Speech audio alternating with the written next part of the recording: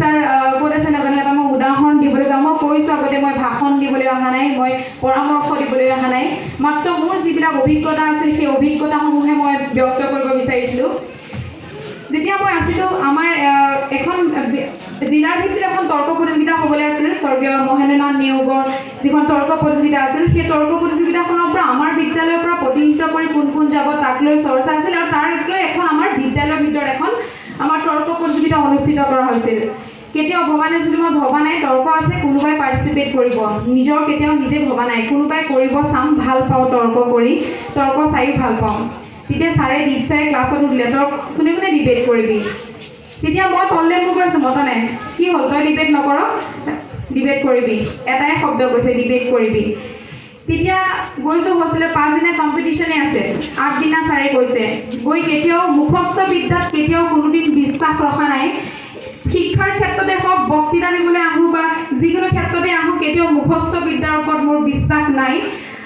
হ'লেও মই ভাবিলোঁ যেতিয়া দীপ ছাৰে কথাষাৰ ক'লে এতিয়া মই ক্লাছত যেতিয়া মই আহিলোঁ ভাবিলোঁ বিষয়টো ভাবিলোঁ আৰু ওলাই আহিলোঁ কেইটামান কেইটামান পইণ্ট লৈ মই ওলাই আহিছিলোঁ প্ৰতিযোগিতাটোলৈ বিভিন্ন ধৰণৰ আমাৰ বিদ্যালয়ৰ মাজতে হৈছিল প্ৰতিযোগিতা হৈ আছিল সকলোৱে তৰ্ক কৰি আছে তেতিয়া সোমাই গ'লোঁ তৰ্ক প্ৰতিযোগিতাটোৰ ভিতৰত তেতিয়া সোমাই গৈছিলোঁ আৰু ইমানকৈ সোমাই গৈছোঁ যে যুক্তি ওলাবলৈ ধৰিলে মোৰ ইটোৰ পাছত সিটোৰ যুক্তি মোৰ সন্মুখত আছিল যেতিয়া মই সঁচাকৈ বিতৰ্কৰ কৰাৰ এটা অংশ হৈ পৰিছিলোঁ সেই দিনটোত কিন্তু তাৰ পাছত মই যেতিয়া তৰ্ক কৰিলোঁ তাৰ পাছত যেতিয়া ফলাফল দিব হৈছে মই নাজানো কি কৰিলোঁ সকলোৱে কৈছে ভাল হৈছে কিন্তু বিশ্বাস কৰক যেতিয়া ফলাফল দিছে ললিত ছাৰে ফলাফল দি আছিল ছাৰে যেতিয়া প্ৰথম স্থান কোনে পাব এনেকৈ কৈছিল সকলোৱে চিঞৰিছিল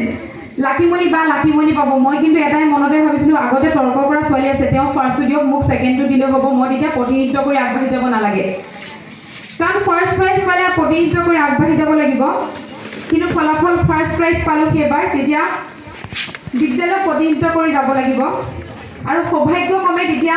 বিদ্যালয়খনৰ কথা আছিল PNAৰ কথা আছিল তেতিয়া গাত লাগিল নাই তৰ্ক কৰি পুৰস্কাৰ আনিব লাগিব আৰু সৌভাগ্যক্ৰমে শ্ৰেষ্ঠ দলৰ সন্মান পালোঁ আৰু দ্বিতীয় শ্ৰেষ্ঠ তাৰ্কিকৰ সন্মান পালোঁ এই যে যাত্ৰাটো আৰম্ভ হ'ল বিভিন্ন ক্ষেত্ৰত তৰ্ক কৰিলোঁ কলেজৰ পৰ্যায়ত তৰ্ক কৰিলোঁ আৰু কটন কলেজৰ শ্ৰেষ্ঠ তাৰ্কিকৰ সন্মান বুটলিবলৈ সক্ষম হ'লোঁ গুৱাহাটী বিশ্ববিদ্যালয়তো দ্বিতীয় শ্ৰেষ্ঠ তাৰ্কিকৰ সন্মান বুটলিবলৈ সক্ষম হ'লোঁ কিন্তু তাৰ গুৰিটো আছিল কিন্তু পিছলা নেশ্যনেল একাডেমি এতিয়াও কওঁ